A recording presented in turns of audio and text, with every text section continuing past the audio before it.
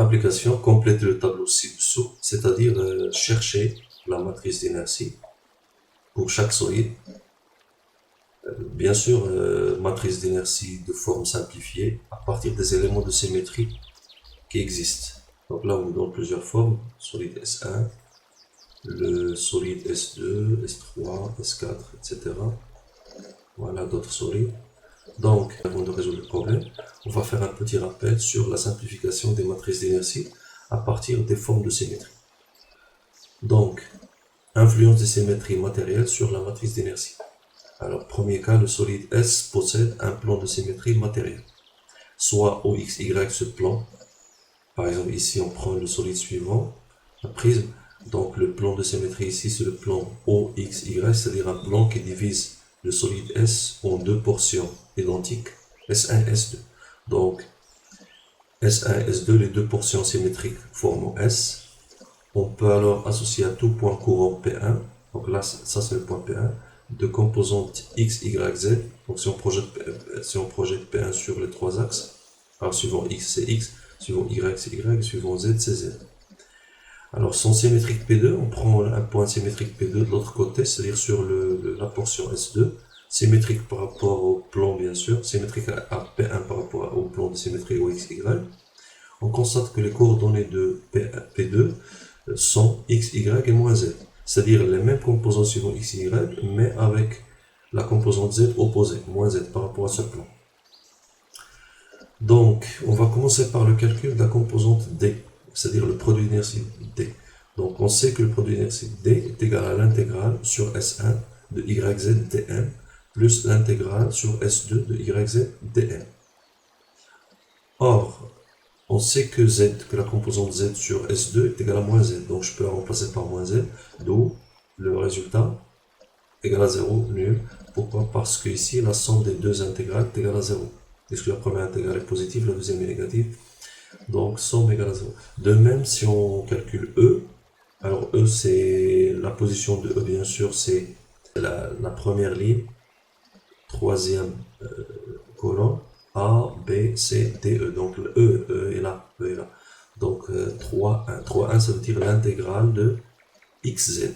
Donc E est égal à l'intégrale de XZ dm plus l'intégrale de XZ dm et on remplace Z par moins Z de la même façon.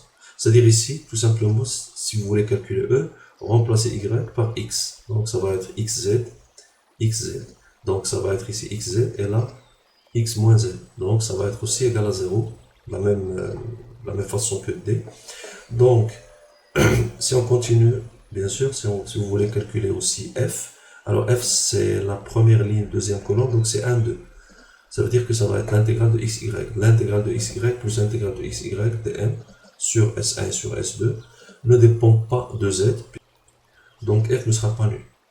D'où la forme finale de la matrice d'inertie, c'est ABC, moment d'inertie suivant le X, Y, Z, donc suivant la diagonale, sont toujours positifs, et DE sont nuls et F non nul. Donc là, c'est la forme, après simplification, c'est la forme finale de la matrice d'inertie du solide S. Donc, conclusion, si le solide a un seul plan de symétrie, la matrice ne sera pas diagonale. Par conséquent, si vous voulez que la matrice soit diagonale, il faut avoir au moins deux plans de symétrie. On peut remarquer que, puisque ici on a des produits d'inertie suivant la colonne et suivant la ligne sont nuls, donc on dira que OZ est un axe principal d'inertie, donc perpendiculaire au plan de symétrie, donc est un axe principal d'inertie. Si le solide possède deux plans de symétrie, alors la matrice est automatiquement diagonale, c'est ce que j'ai dit. Allez, on passe au deuxième cas. Alors ici, on constate bien qu'ici on a le plan de symétrie OXZ. OXZ est un plan de symétrie, divise la pièce en deux. OYZ est aussi un plan de symétrie. Donc on a deux plans, ça veut dire que la matrice est automatiquement diagonale. En plus, puisque les deux plans ont un axe commun, OZ, donc on dira que OZ est un axe de symétrie. Donc au lieu de dire que ce solide possède deux plans de symétrie, on dira que ce solide possède un axe de symétrie. La matrice d'inertie s'écrit sous la forme ABC. En effet, le solide S possède deux plans de symétrie. Donc un axe de symétrie OZ est équivalent, ou bien c'est l'intersection de deux plans de symétrie OXZ ou YZ.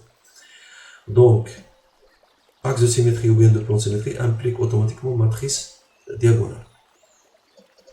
Troisième cas, alors ici on a toujours un axe de symétrie, ou bien c'est l'équivalent de plans de symétrie, mais en plus de ça, les composantes A et B sont égales. Donc c'est A, B, ABC, mais A égale à B, donc c'est A, AC, dans une base quelconque, à condition que le troisième axe soit Z, c'est-à-dire l'axe de révolution. Donc on dirait ici que c'est un solide qui a un axe de révolution. Donc tout solide axe de révolution a toujours une matrice diagonale, et en plus de ça, la composante suivant X est égale à la composante suivant Y si l'axe de révolution est Z. Donc on dira que la matrice d'inertie est à la diagonale, les axes OX et Y sont indifférents, c'est-à-dire que si vous tournez la base, c'est-à-dire si vous prenez une base mobile, mais à condition que son troisième axe soit toujours Z, la matrice reste la même, inchangée. C'est-à-dire si on remplace XY par X1, Y1, Z, ou bien X2, Y2, Z. Donc la matrice restera toujours la même. La matrice reste inchangée dans toute base orthonormée ayant pour troisième vecteur l'axe Z. Et enfin le dernier cas, c'est d'une tôle. Donc une tôle, c'est une pièce d'épaisseur infiniment petite, par exemple ici suivant Z. Donc si on calcule les composants de la matrice d'inertie, les produits d'inertie qui dépendent de Z sont nuls. Pourquoi? Parce que ici Z égale à 0. Donc le point P n'a pas de composante suivant Z. Le point P appartient au plan XY. Donc je sais que par exemple D est égal à l'intégrale de YZ, donc dépend de Z, donc c'est 0. E est égal à l'intégrale de XZ, dépend de Z, donc c'est 0. Donc F bien sûr ne dépend pas de Z, est égal à l'intégrale de XY, donc n'est pas nul. Donc c'est ABC et moins F. Mais bien sûr on constate également que C est égal à A plus B, car C c'est l'intégrale de x carré plus y carré dm. Et l'intégrale de x carré, c'est b. Et l'intégrale de y carré, c'est a. Donc je peux remplacer c par a plus b. Donc là, c'est la forme générale d'une matrice d'inertie pour une tôle. Si la tôle, bien sûr, a un plan de symétrie ou deux plans, le produit d'inertie qui reste sera nul. On reprend le tableau. Donc, premier exemple, on constate d'après la forme du solide que ce solide ne peut avoir qu'un seul plan de symétrie, c'est le plan XY. Donc ce plan divise la pièce en deux parties identiques. Alors ici, vous voyez, ça c'est le plan qui divise la pièce en deux portions identiques. Alors puisqu'on a un seul plan de symétrie, cela veut dire que la matrice ne sera pas diagonale. Le plan de symétrie ici, c'est le plan GXY. Donc pour chaque point P, il y aurait un point symétrique par rapport au plan XY de l'autre côté, dont la composante serait égale à moins Z, suivant l'axe Z. Donc Z, pour chaque composante Z, il y aurait une composante moins Z. C'est-à-dire si on somme les produits d'inertie qui dépendent de Z, cette somme, bien cette intégrale serait toujours nulle. D'où la solution suivante. Donc là, c'est la trace du plan de coupe qui divise la pièce en deux portions identiques. Le plan de symétrie, bien sûr, on a dit que c'est le plan GXY. Donc, les produits d'inertie qui dépendent de Z, puisque j'ai dit que pour chaque point P de composante Z, il y aurait un point symétrique P' de composante moins Z. Donc, si on somme le produit d'inertie qui dépend de Z, ça va être D, par exemple, c'est l'intégrale de YZ dm. Donc, il y a un Z sur la première portion et moins Z sur la deuxième portion, donc l'intégrale serait nulle. Donc, de même pour E, l'intégrale de x z dm est égale à 0, puisque c'est la même remarque, pour chaque composante Z, il y aurait une composante moins Z. Par contre, F qui est égal à M, x, y, dm n'est pas nul, car il ne dépend pas de Z. D'où la forme finale ABC 0, 0 moins F. Deuxième exemple, on a ici un solide qui a un seul plan de symétrie, d'après la forme. Donc le plan de symétrie ici, c'est le plan XZ. Donc ce plan XZ, GXZ, divise la pièce en deux portions identiques. Alors on voit ici la moitié de la pièce. D'après le plan de coupure, ça donne deux formes identiques à celle-là. Donc la première portion, ensuite la deuxième portion, qui ressemble à celle-là. Et bien sûr, les deux sont symétriques par rapport au plan rouge, d'où la solution suivante. Donc voilà, ça c'est la trace laissée par le plan de coupure. qui divise la pièce en deux parties identiques. Donc on constate que pour chaque point P de composante Y, il y aurait un point de l'autre côté symétrique de composante moins Y, suivant l'axe Y. Cela veut dire que les produits d'inertie qui dépendent de Y seront nuls. Donc les produits d'inertie qui dépendent de Y, c'est D et F. D ici, c'est la deuxième ligne, troisième colonne, donc c'est de 3, ou bien YZ, donc c'est l'intégrale de YZ dm. Et F, bien sûr, première ligne, deuxième colonne, c'est l'intégrale de XY dm. Donc, les produits d'inertie qui dépendent de Y seront nuls. D égale à F égale à 0, et bien sûr E est différent de 0. Alors regardez maintenant cette forme. Je vais vous montrer la pièce, mais suivant le plan YZ. Donc je vais regarder suivant X, donc je projette le solide sur le plan YZ. C'est-à-dire je projette cette pièce dans un plan. Comme ça vous pouvez voir facilement les éléments de symétrie.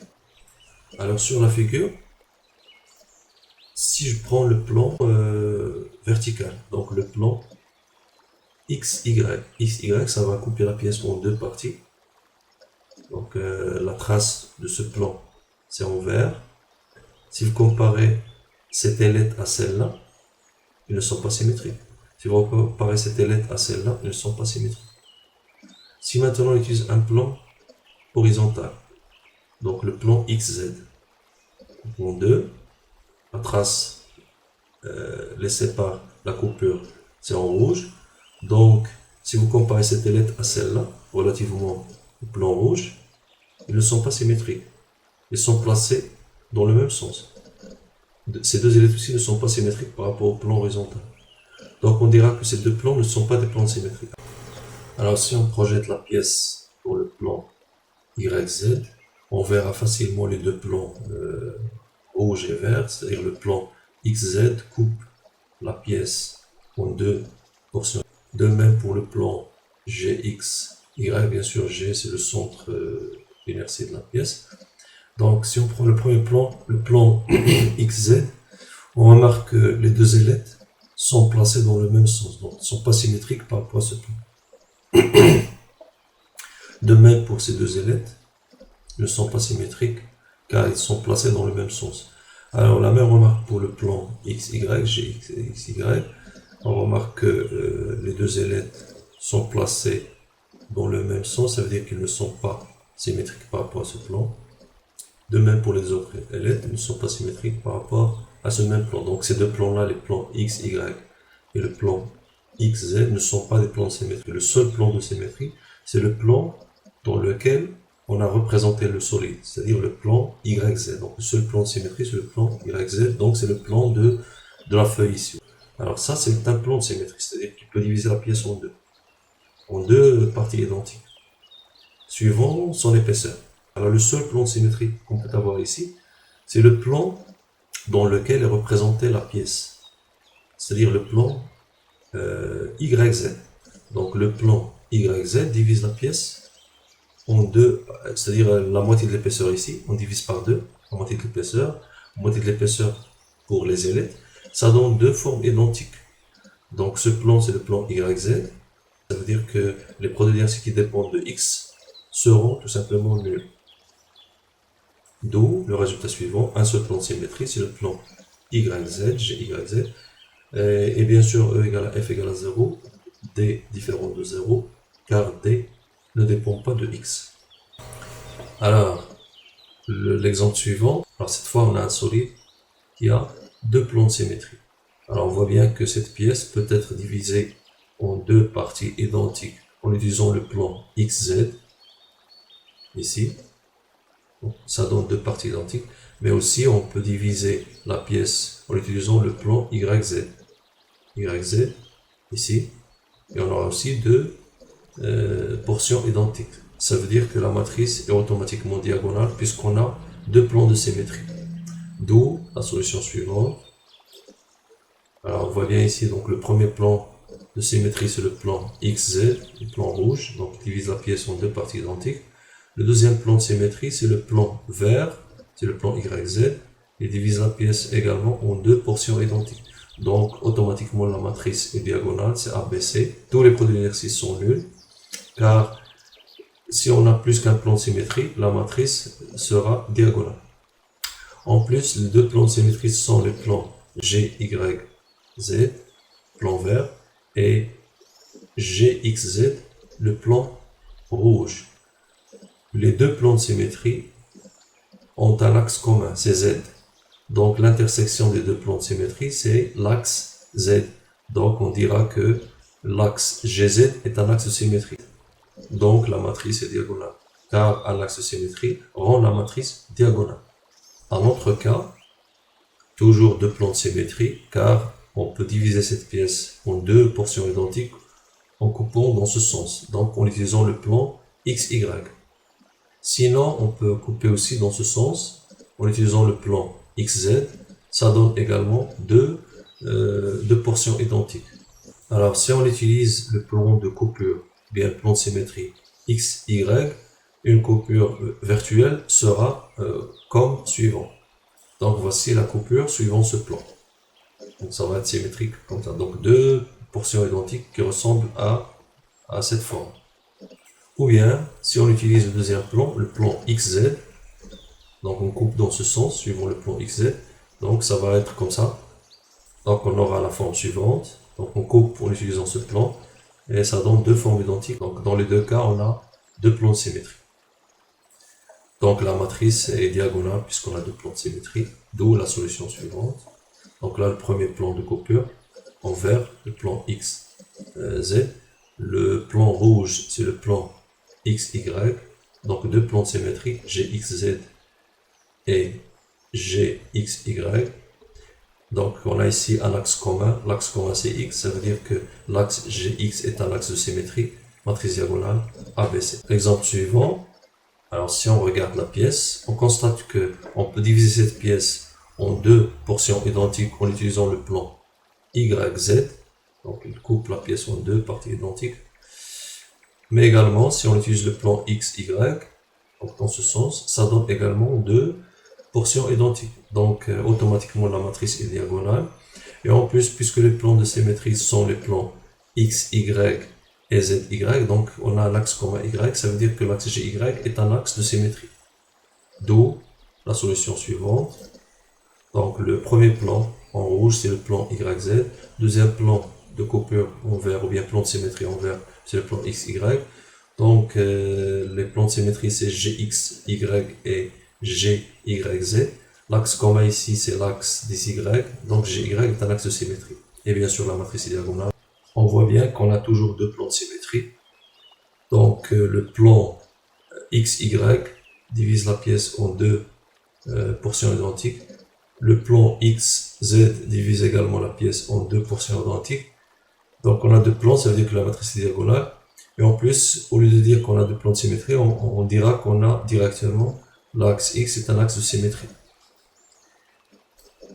Donc là, le premier plan en vert, c'est le plan XZ. Deuxième plan en rouge, c'est le plan XY. Et automatiquement, la matrice est diagonale. Cette matrice a quand même une particularité, c'est que la distribution de la masse autour de l'axe des Z et autour de l'axe des Y se ressemblent. La distribution est la même. C'est-à-dire, si je regarde la pièce suivant l'axe Y, ou bien si j'entraîne la pièce en rotation autour de Y, puisque ça donne le moment d'inertie sur Y, on constate que la répartition de la masse autour de cet axe ressemble exactement à la répartition de la masse autour de Z. C'est-à-dire, si je regarde également suivant Z, j'entraîne la pièce en rotation autour de Z, suivant Z, on constate que la distribution de la masse ou bien la répartition de la masse autour de Z est la même que celle autour de Y. Donc, moment d'inertie suivant Y et moment d'inertie suivant Z sont les mêmes. Le moment d'inertie suivant Y, c'est la composante B. Le moment d'inertie suivant Z, c'est la composante C. Donc, B égale à C. Et bien sûr, si je regarde suivant X, suivant cet axe, suivant X, la distribution de la masse autour de X, en entraînant le solide en rotation autour de X, ne ressemble pas à celle autour de Y et autour de Z. Donc A est différent de B. Le moment d'inertie suivant X, c'est A. Est différent de B, est différent de C. D'où le résultat suivant. Donc A, B, C, et on a dit que B est égal à C, donc c'est ABB. Donc GX est un axe de symétrie. On a deux plans ou bien un axe, symétrie matérielle, matrice diagonale. En plus, puisque B égale à C, on dira que les symétries matérielles sont identiques. Donc symétrie matérielle identique, ça veut dire que B égale à C. Attention ici, la largeur est égale à la longueur. C'est-à-dire cette distance est égale à cette distance. Sinon, si cette longueur est différente de la largeur, donc les symétries matérielles ne seront pas identiques. C'est-à-dire B serait différent de C. En l'autre cas, premièrement, la largeur est égale à la longueur. Donc même distance ici de deux côtés. Donc on constate bien sûr qu'on a toujours deux plans de symétrie. Donc le plan XY et le plan YZ. Donc automatiquement l'axe commun, l'axe Y est un axe de symétrie.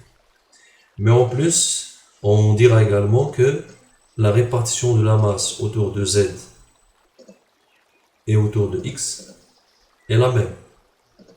C'est-à-dire si j'entraîne la pièce en rotation autour de X, la distribution de la masse autour de X ressemble à la répartition de la masse autour de Z si je l'entraîne en rotation. On dira que le moment d'inertie suivant X et suivant Z sont égaux. Donc A est égal à C. Et bien sûr, différent de B, moment d'inertie suivant Y, car si je regarde suivant Y, la distribution de la masse autour de Y ne ressemble pas à la distribution de la masse autour de X et autour de Z. D'où la solution suivante. Donc premièrement, on montre ici les deux plans de symétrie. Le plan rouge, c'est le plan YZ. Le plan vert, c'est le plan XY. Donc la matrice automatiquement est diagonale, c'est ABC. Mais en plus, puisque la répartition de la masse autour de X et autour de Z se ressemble, puisque ici on a la même longueur, longueur est égale à largeur, donc A égale à C. Donc GY est un axe de symétrie matérielle, matrice diagonale, et en plus, les symétries matérielles sont identiques, ça veut dire que A égale à C, ou bien le moment d'inertie suivant X est égal au moment d'inertie suivant Z.